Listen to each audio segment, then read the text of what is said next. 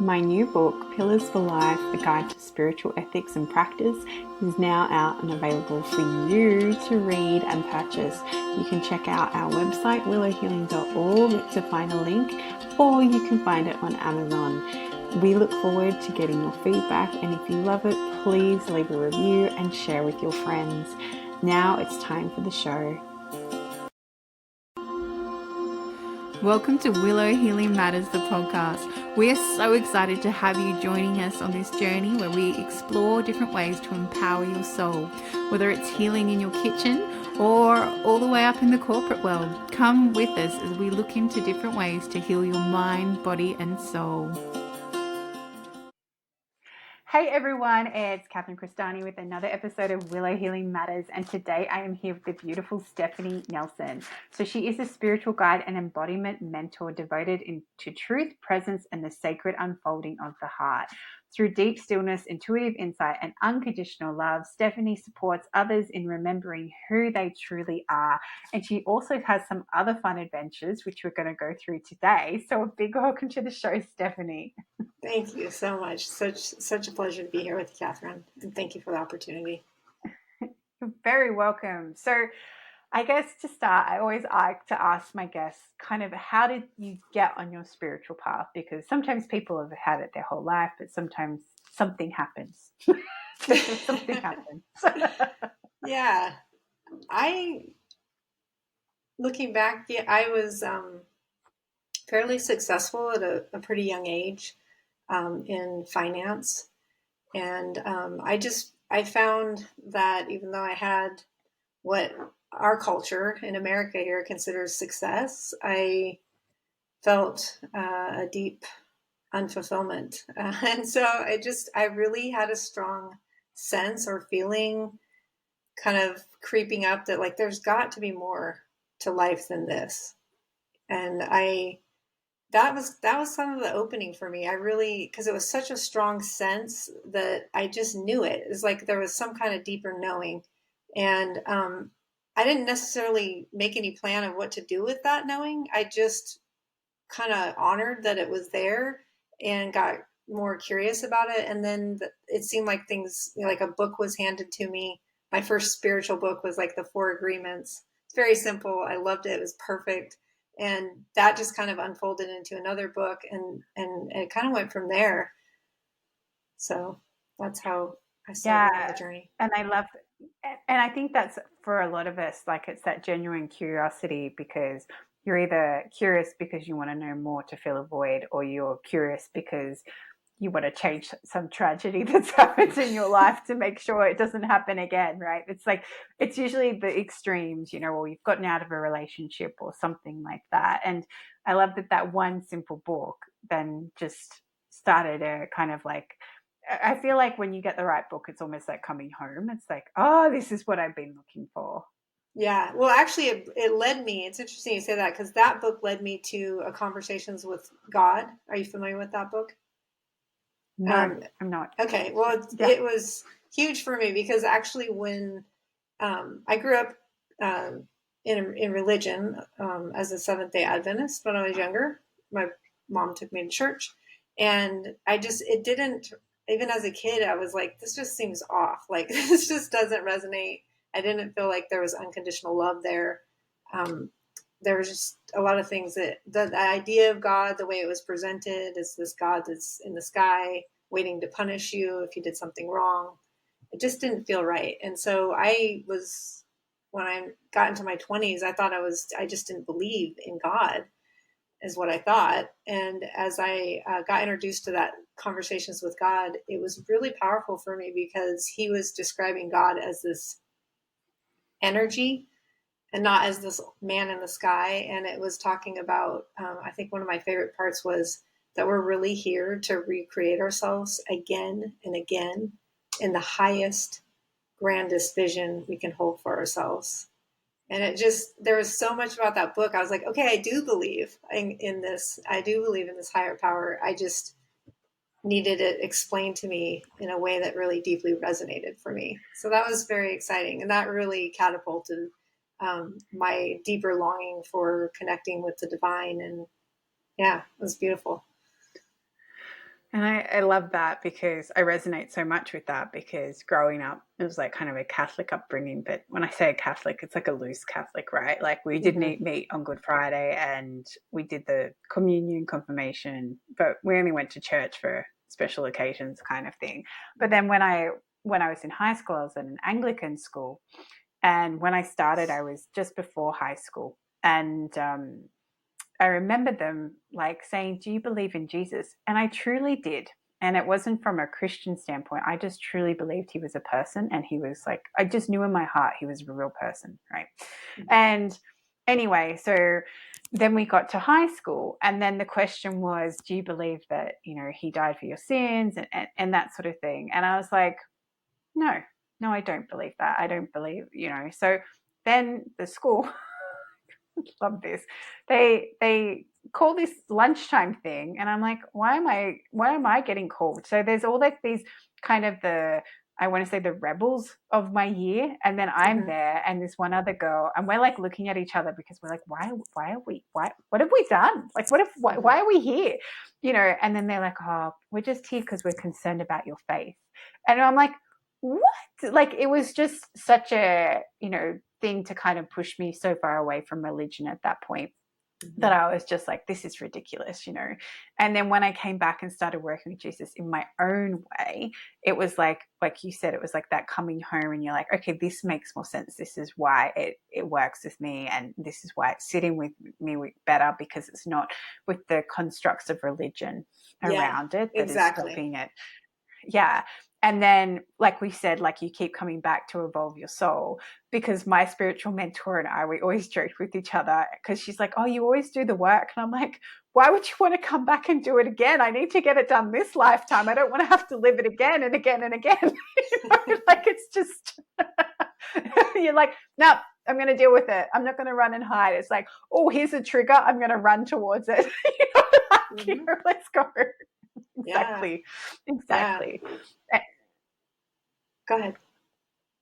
Oh, I was going to say, and I guess that's, where it comes from, that evolvement. And then you keep being curious and you keep following those breadcrumbs and see where they lead you, because it's those little bits where you light up and you find joy, or you find that soul remembrance, or like Mm-hmm. if you're moved to tears, like that can be and it's so simple. I remember listening to a podcast and this person was sharing that Earth is the emotional university of like Earth is the emotional university of the galaxy kind of thing. And I just started crying. I'm like, it is. And it was almost like this soul, like, yeah, he gets it. So, and that they're all the clues that life leaves you to know that you're on the right path, or you're listening to the right thing, or you're finding the information that resonates with your soul. Yes, yeah, exactly. In those really fun, delicious, kind of serendipitous ways. So yeah, Exactly. I always encourage people to just follow that, like whatever that inner sense is, whatever it is in any area of your life, that kind of inner knowing, because that'll lead you on a very yummy adventure, at least in my experience, and very supported by God, universe, source, the divine, whatever you want to call it. Yeah, and I think that's such a beautiful reminder too, that when you are following your intuition, things do align and you are Mm-hmm. supported. And that's so much of where that acceptance comes from accepting who you are on that deeper level. Despite everything, you just accept everything, all the shadows, all the darkness, all the light, all the yummy stuff, and then Mm-hmm. you just see how your life evolves. Yes, yeah. It's more than what I hear you saying, and what I feel is happening in my life is the more we can allow whatever our inner experience is unconditionally, then and really honor it, and whatever potential movements being born out of that, then we're in alignment. And what I'm experiencing is the more I'm aligned internally, the more effortlessly everything aligns externally. So, Yeah. Yeah, and I love that you brought up movement too, because it links into what you do a little bit as well with your embodiment. embodying energy in. So did you want to share a little bit about what that actually involves? Which is weird because it's kind of nothing and everything at once, right? Yeah, sure. Well, I can like talk about like what a session's like with me, Yeah, if you'd go like. for it. Yeah, Yeah. so the sessions are an hour long, and they're usually done over Zoom. I can't do them in persons, but mostly I do them over Zoom. And the first like 20 minutes or so, I do a guided meditation, and that's an opportunity or an invitation, I should say, for us to come into presence together. And when we're in resting in being, so basically coming from out of the thinking mind, which a lot of us are, if not all of us, are pretty conditioned to be identified with. So when we come out of that and we're resting in the heart of our being, or another way to say it is the light of our own consciousness, then in that light, old beliefs can surface that you can see. Also, old traumas and old unprocessed energies will come up to be integrated. And when I do a session, everyone is unique because I don't know what that person's going to have come up, and I really enjoy that piece of it because it's a mystery, and I get to just kind of follow where their consciousness is wanting to go, and that innate wisdom of the body that beats our heart and breathes the air in our lungs all day that we don't have to think about, it knows how to heal all this in our presence. And so I just really hold that space um, for that person to open unconditionally to whatever arises for them, which Yeah, I and I go ahead.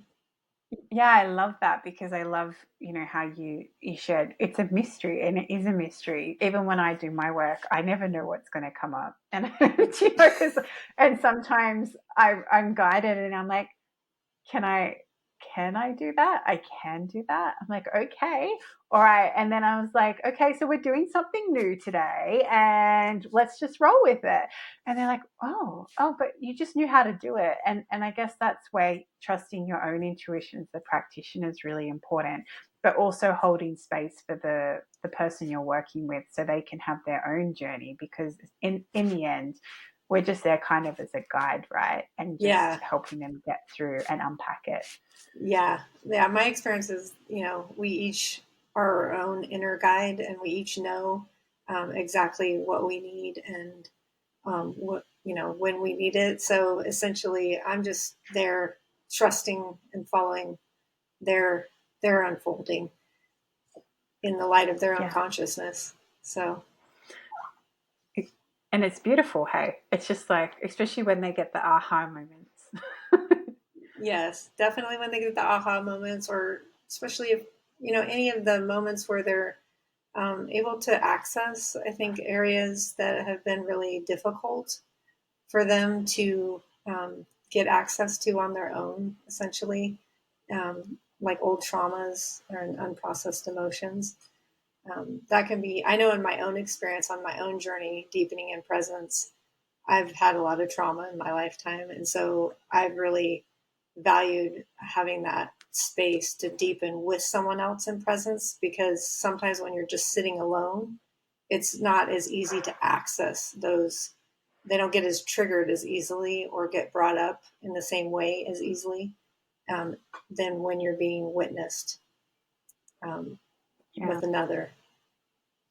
So, Yeah, and sometimes you just need that person outside of yourself to help you shine the light as well. Because my favorite saying my coach said to me was, "A mirror can't see herself," and I was like, "Oh yeah, that makes so much sense." Because you can't see everything that's happening, yeah, whereas sometimes having someone outside can help you just connect the dots too. Especially because they're on the outside, they're not in the trauma or they're not in the fear, fight, flight response, the freeze response, that someone on the outside can help you put it all together so it actually aligns. yeah, yeah, definitely. Yeah. And I feel to ask, I just keep getting asked about the fruit thing. So I know you're very intuitive and you've been, and I only know this, everyone's listening, like, how does she know this? I know this because I've known Stephanie before she's come on the show. So, like, this is why. So, Stephanie does this amazing different fasts where she gets so much clarity, but I'm going to let you explain what you do because it's just really cool. Okay, sure. Yeah. So I'll just back up for a second and just say that part of my spiritual journey was having health issues. And I can see now that it was a great gift, and there's been a tremendous amount of wisdom that's been born out of it. And I think it's also, now looking back, been a huge catalyst for my spiritual growth being expedited in a sense. So super grateful now. But as I was going through these health challenges and was really at a loss with Western medicine and realizing I wasn't going to get help there, I had to open up my mind to other options and possibilities. And that's when, again, the universe supported me and brought in the a naturopath. Actually, I saw that was talking about eating all fruit to heal yourself. And initially, I thought this guy's just crazy, because I had a lot of limiting beliefs around fruit. And one of those, for example, was like it would rot my teeth out, or I would get fat, or something like that. So I had these beliefs, and so I finally just I surrendered eventually, because the message kept coming in. It was like it kept coming and it kept coming, and I finally said, okay, well, what do I really have to lose here? I can deal with these potential consequences if that happens, but I really need to do something. So I opened up um, my mind and took a risk, what seemed like a risk at the time, and it really paid off. Within a week of just making a subtle little change of just eating fruit in the morning, a watery fruit in the morning, I really saw for the first time a substantial difference in my energy levels and being able to get out of bed and just function like a normal person again, which was huge for me. And I felt super, super grateful and really kind of excited about the possibility of getting my life back at that moment. And so I really very quickly jumped in deeper and went to having fruit for breakfast and lunch, and and and kind of just started deepening from there. And it's been a slow process of kind of cutting out and removing the things from my diet that I grew up on and was raised on, but I realized through this process are not serving me and my overall health and well-being. So it's been a process in that. And as far as my spiritual journey goes, it's been absolutely amazing. Like you said, the clarity when I do. So now I'll go on, like I did 42 days of all grapes, for example. I did another last summer of 100 days of all watermelon. I'm now going into another 100 days of all watermelon. So and the reason I feel so called to these, like, mono fruit fasts is what they call them, is it really, I mean, I feel my best. I have this just very clear connection to the divine or source. And, or another way to say it, my intuition becomes absolutely uncanny. And I also just feel really like in this very symbiotic relationship with life when I'm doing this. Like, I'm really supporting all of life. Like, this is good for me, and it's good, so it's good for the planet, it's good for the animals, it's good for everybody. It's like it's a truth, because it's just good all the way around. It's just goodness. And that feels really good. so since it feels like I'm supporting, and then I'm also being very supported at the same time. So it feels very symbiotic, and like there's this dance going on between me and life that is just really delicious and yummy and good. Yeah. And I love too, like, how you shared that, that the clarity that you get. And I used to be one that was like, oh, who fasts, duh, duh, duh. And then I did a 40-hour water only fast. And I have never had so much energy or clarity or like felt so good doing it. And I only broke the fast because I genuinely was hungry. And it wasn't a hungry as like, oh, I'm fasting. It was like, my body's like, okay, we're ready for food again now. Mm-hmm. And, and I love that, you know, through your journey, you have that clarity with that, and that you started on that by being being skeptical, because sometimes we have to start with a healthy dose of that, right? And then Yeah, be unpacking absolutely. all your beliefs, and then see just like paying attention to all the signs saying, okay, maybe I should try this. And then how you then eliminated, what was working and what wasn't working in your diet, so that you could learn what is right for you. And I feel for anyone listening, that always comes back to what feels right for your body and what aligns for your body and what charges you up and what doesn't. Because I could possibly do the watermelon one, but my body doesn't like it the same way. So it just depends what your body needs, and it's listening to that inner wisdom that your body has, which is the full circle back to what you do, right? Which is, Yeah. embodying your intuition so you can be fully present in yourself. Yes, absolutely. Yeah. And I love what you said, definitely about just, really following your own inner guidance about what feels right and what makes you feel alive and feel energized and good. Because that's and Yeah. happy. That's what it's all about. So for me, definitely, this journey has served me very well. And I can't even really put into words the level of benefit that it's given me, because there's so many areas of my life that it has and is continuing to benefit. But yeah, for me, I have so much gratitude.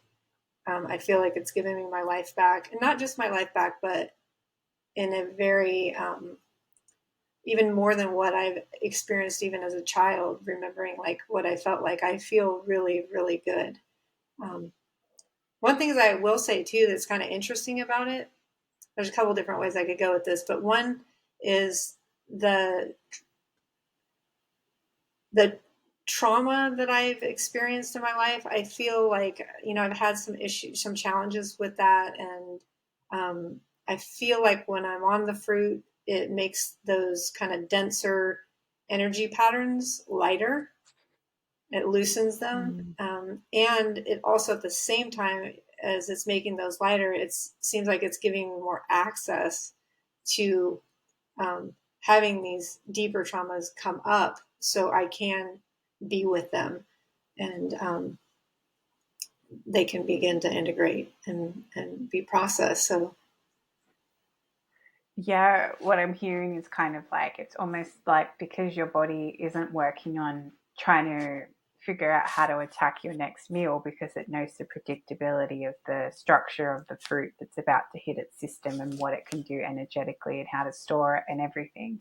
It's almost freeing up space so that you can address deeper emotional and life events that come up in that time, because there's no extra energy being diverted to having to your body to almost, the word I'm hearing is like attack the food because it's pulling it apart and doing what it needs to do. Yeah. yeah, I feel like I can definitely more seems like it's being accessible is the best way I can put it, and that I'm really being supported between the presence, which is I'm deepening in, and it's like the fruit is supporting that. So it's a Yeah. powerful supportive combination. Yeah. 100%. And I guess, and for anyone listening, if you're like, oh my gosh, I can't believe all she's eating is fruit, just again, this is why knowing your own body is so important, because you need to know what works for your body and what doesn't work for your body. And this is why this has been my kind of gripe with diets, is diets don't work for everybody because everyone's body is different. Everyone's like gut biome is different. Everyone's, genetic makeup is different. Everybody's different. For me, I don't love eating. Like some days I don't even want to look at food. And that's just because my body that day might not want the food to process. It might just want to be in flow or whatever it might be. And then other days I might be ravenous, but I also honor that because I'm like, why am I hungry today? And I ask the Mm-hmm. questions and be curious about that. It's like, okay, it's freezing. Fair enough. I need some extra food to help my body warm up, you know? So it's like giving, like paying attention and getting that feedback into what is happening in your body and listening to that body's wisdom because it has so much wisdom. And also not being afraid to do something because you feel intuitively to do it versus what everyone else tells you should or shouldn't be doing. Yeah, I totally agree with that. Very important, I think, to follow what your inner knowing. And I'm really deepening around that right now. It's like I call it, just living from the heart and just Yeah, truly like not relying on outside sources to confirm even what I know, what I'm sensing and I'm feeling, because it's my truth, and each of us have our own unique truth and our own unique path that we are here to unfold from the inside out. So I think I exactly. totally agree with you about that. Just following what feels really most true for you. Yeah. Exactly. And I know I've shared with you before, but I don't think I've shared with my listeners. For ages I couldn't eat meat. And it wasn't because I had like this stand against it or anything like that. It was genuinely my body couldn't process it Uh-huh. because there was so much stress on my liver and my stomach acid just kept getting drained really quickly. So if I ate meat, I genuinely was sick. Like I was just generally not well. And and I did a lot of work at the start of this year, actually, working on my liver, helping it. And all of a sudden, I had this wicked craving for meat. And I think my husband was just cooking like these organic beef hot dogs. And I said, I want one of those. And he's like looking at me like, what? Like, he's like, you don't like meat. Like, and I was like, no, my body wants one. And I went back the next week to my acupuncturist who'd been helping me. I'm like, guess what? I actually wanted meat and I ate it and I was okay, but I also know I can't eat it too much. But at the same time, I knew my body needed it because my iron was just dropping too low, especially when I was going through my cycles and things like that. And supplementing it was working, but I hate iron supplements. They're horrible. And, again, it was like listening to my body. And I'm still mainly a vegetarian diet, but Mm-hmm. I still, when I crave meat or need meat, I'll eat the meat. And I always check in because sometimes my husband will cook something which has meat in it. And I'm like, Mm-hmm. I don't want that. And that's okay. Uh-huh. And he Yeah. doesn't take offense to it. He's like, all right, fair enough. And I was like, I'll just have the pasta or I'll just make myself a salad or something like that. It doesn't matter in the end.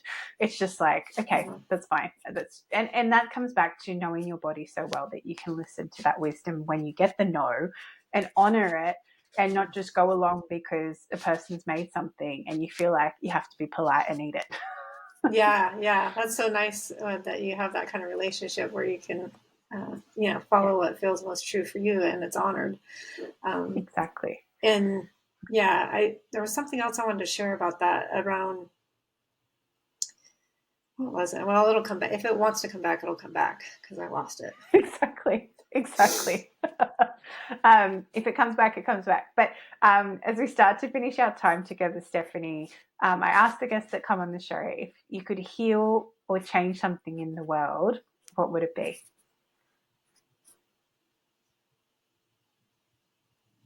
If I could if I could heal or change something in the world, it would be that um, people, that humanity, that we remember the truth of our being and live that out in sharing our unique talents and gifts and living our divine purpose that we came here to live. Yeah, exactly. So beautiful. And I think, well, I feel, not even I think, I feel that if people start to tune more into what their soul wants, I don't think they'll recognize themselves because we've been so conditioned to live a narrative that's not even ours. And when you start to pull yourself out of that and listen to your own inner wisdom, it's amazing how different your life starts to look. I agree. I can sense mine even is still like it's already radically shifted and changed, and I sense there's a lot more to come. So I agree. I think where a human life can go, I think, is so incredible, because it totally can transform and evolve into something completely different than where it started. 100%. And if people want to come work with you, Stephanie, or check out what you're doing, where can they find you? I have my website, which is stephaniemnelson.com. And I believe also I gave you like my Facebook and Instagram info, which if you can post down below, that's another way that you can reach out to me. I definitely will. I'll make sure to put all of that on the show notes so that people can come and find beautiful Stephanie if they want to work with you, if they want some embodiment guidance. And she is not limited just to the US. Like she said, she does a lot on Zoom. And I know because I've had a session with her. So definitely you can do it online. It's just Absolutely. definitely happens. It definitely Absolutely. happens. So thank you for sharing your journey with us, Stephanie, your wisdom, and thank you for sharing this space with me. Oh, thank you. I had such a good time. It was such a pleasure to be together. Thank you. Thank you for listening to Willow Healing Matters, the podcast. We have so much love and gratitude that you have taken the time out of your day to empower you on your healing journey. The views shared by the person being interviewed might not necessarily reflect that of the host and should be used at your own discernment. Trust what resonates for you and follow your heart and soul guidance. If you have any underlying medical conditions or mental health issues, please consult with your healthcare provider before pursuing any of the recommendations. Likewise, you can always contact the person being interviewed to find out more information. This can be found in the show notes. Remember to activate, align, heal, empower, and find love in everything that you do.